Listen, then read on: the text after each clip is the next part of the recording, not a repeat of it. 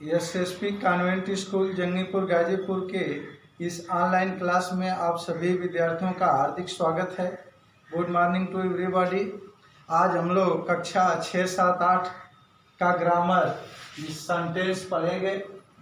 देखिए सेंटेंस क्या होता है। शब्दों का वह समूह जिसका पूर्ण अर्थ निकलता हो वाक्य कहलाता है, या अपना पूरा अर्थ देता है वाक्य कहलाता है। अगर आप इसका इंग्लिश में जो है जानना चाहें तो a group of word which gives a complete sense is called sentence, यानी शब्दों का वह समूह जिसका पूरा अर्थ निकलता है वाक्य कहलाता है। अब आगे जो है जानेंगे वाक्य के जो है प्रकार। देखिए there are 5 kinds of sentence. वाक्य के 5 प्रकार होते हैं। कौन कौन? पहला जो है एसर्टिव सेंटेंस, जिसको हिंदी में विधि सूचक वाक्य कहा जाता है। दूसरा इंट्रोगेटिव सेंटेंस, जिसको हिंदी में प्रश्नवाचक वाक्य कहा जाता है। तीसरा इंपरेटिव सेंटेंस, जिसको हिंदी में आज्ञा सूचक वाक्य कहा जाता है।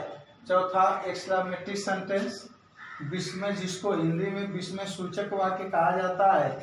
पांचवा ऑप्टेटिव सेंटेंस, जिसको हिंदी में कामना सूचक वाक्य कहा जाता है। इस प्रकार आप जानेंगे कि वाक्य के 5 प्रकार होते हैं और ये 5 उसके प्रकार हैं। अब आगे आप लोगों को एक एक वाक्य के बारे में विस्तार पूर्वक बताया जाएगा। ध्यान से आप जो है समझेंगे, उसको जानेंगे। देखिए पहला जो है एसर्टिव सेंटेंस। अब हम लोग आइए एसर्टिव सेंटेंस विधि सूचक वाक्य का अध्ययन करते हैं। सबसे पहले पहचान। कैसे पहचानेंगे? पहचान क्या होती है? परिभाषा। देखिए अगर आपसे कोई पूछता है कि एसर्टिव सेंटेंस किसे कहते हैं तो आप क्या बताएंगे? यह सामान्य भाव प्रकट करता है, यह सामान्य भाव प्रकट करता है। इसमें सब्जेक्ट के बाद वर्ब आता है, इसमें सब्जेक्ट के बाद वर्ब आता है। जैसे एग्जाम्पल देख लीजिए, the boys are playing in the field. अब देखिए इस वाक्य में सब्जेक्ट पहले है, वर्ब बाद में है। सामान्य भाव प्रकट हो रहा है कि लड़के मैदान में खेल रहे हैं, और ये उसका सामान्य भाव प्रकट हो रहा है। दूसरा ये भी है कि इसमें सब्जेक्ट के बाद वर्ब आता है। आप समझ लेंगे कि जब सब्जेक्ट पहले हो और वर्ब उसके बाद हो तो यह जो है वाक्य क्या कहलाता है? एसर्टिव सेंटेंस कहलाता है। एसर्टिव सेंटेंस कहलाता है। देखिए एसर्टिव सेंटेंस के 2 प्रकार होते हैं। देयर आर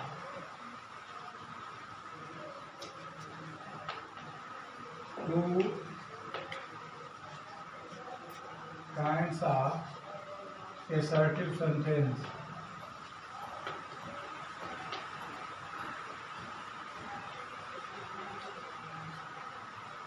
यानी एसर्टिव सेंटेंस के 2 प्रकार होते हैं।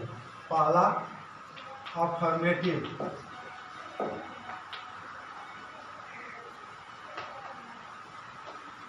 और दूसरा निगेटिव।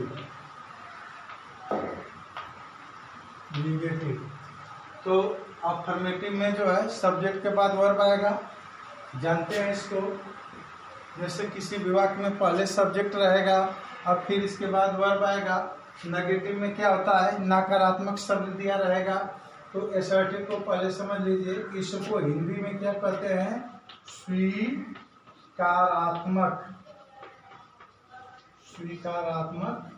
वाक्य। और इसको हिंदी में क्या कहते हैं? नकारात्मक वाक्य। अब इसका एग्जाम्पल देखेंगे। एसर्टिव सेंटेंस जैसे राम सिंग्स ए सॉन्ग। ध्यान देंगे, अब इसमें कोई भी नकारात्मक शब्द नहीं है। राम एक गीत गाता है। अब नेगेटिव सेंटेंस देख लीजिए। Ram does not sing a song.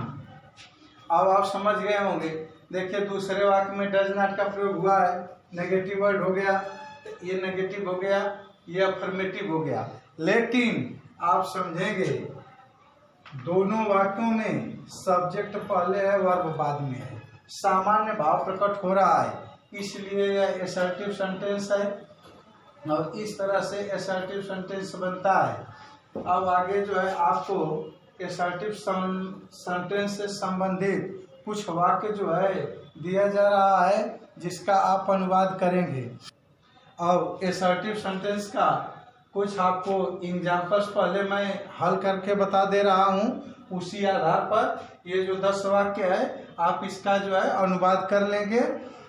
पहले एग्जाम्पल देख लीजिए, वे कमरे में हैं, क्या हो जाएगा? They are in the room.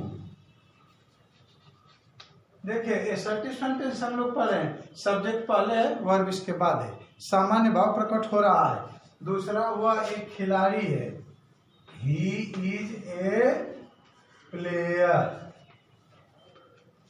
तीसरा, राकेश पढ़ता है, देखिए ता अंत में आ गया है, ये प्रेजेंट इंडेफिनिट टेंस है, तो क्या बनेगा?